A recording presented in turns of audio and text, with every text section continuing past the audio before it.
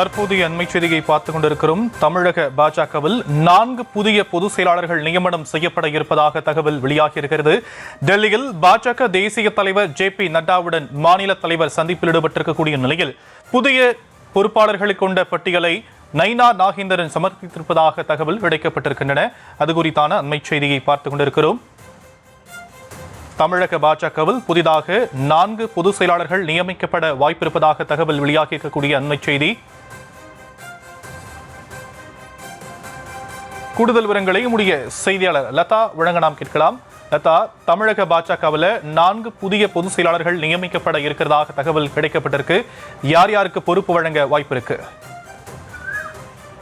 வணக்கம்.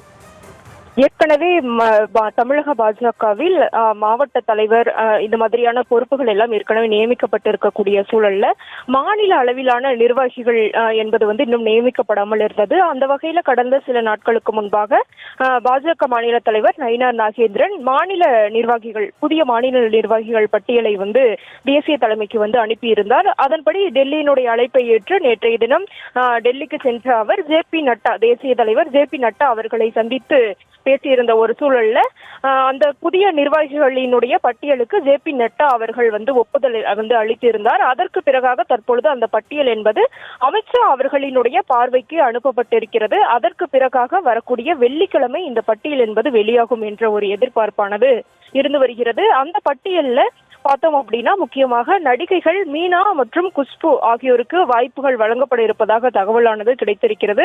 நடிகை மீனாவுக்கு மாநில அளவில் முக்கிய பொறுப்பானது வழங்கப்பட உள்ளதாகவும், அதே போல நடிகை குஷ்பு மாநில செயற்குழு உறுப்பினராக இருக்கக்கூடிய சூழல்ல அவருக்கும் மாநில அளவிலான பொறுப்பு வழங்கப்பட இருப்பதாகவும் அந்த தகவல் என்பது கிடைத்திருக்கிறது. அதே போல பார்த்தோம் அப்படின்னா பொதுச் செயலாளர்கள், அதாவது வினோத் பி. செல்வம், கே.பி. ராமலிங்கம், கருப்பு முருகானந்தம், கார்த்திகாயினி ஆகிய 4 பேருக்கு மாநில பொதுச் செயலாளர் பொறுப்பானது வழங்கப்பட இருப்பதாகவும் தகவல் என்பது கிடைச்சிருக்கு. அதே போல பார்த்தோம் அப்படின்னா நடிகர் சரத்குமாரை பொறுத்த வரைக்கும் மாநில அளவிலான பொறுப்பு என்பது அவருக்கு வழங்கப்பட திட்டமிடப்பட்டிருந்த ஒரு சூழல்ல அவர் தேசிய அளவிலான பொறுப்பு தனக்கு வழங்க வேண்டும் என்று வலியுறுத்தி வந்ததாகவும், அதன்படி அவர் தற்போதைய அந்த மாநில நிர்வாகிகளினுடைய பட்டியல்ல அவரினுடைய பெயர் இல்லை என்ற ஒரு தகவலும் கூட நமக்கு கிடைச்சிருக்கு. அந்த வகையில ஜே.பி. நட்டா அவர்கள் ஒப்புதல் இந்த நிர்வாகிகள் பட்டியலுக்கு அளித்திருக்க ஒரு சூழல்ல தற்பொழுது அமித்ஷா அவர்களினுடைய பார்வைக்கு அனுப்பப்பட்டிருக்கிறது. அவர் பார்த்த பிறகு அவரும் அந்த அனுமதி என்பது கொடுத்த பிறகு வரக்கூடிய வெள்ளிக்கிழமை இந்த பட்டியலானது வெளியாகும் என்ற ஒரு எதிர்பார்ப்பு இருக்கிறது.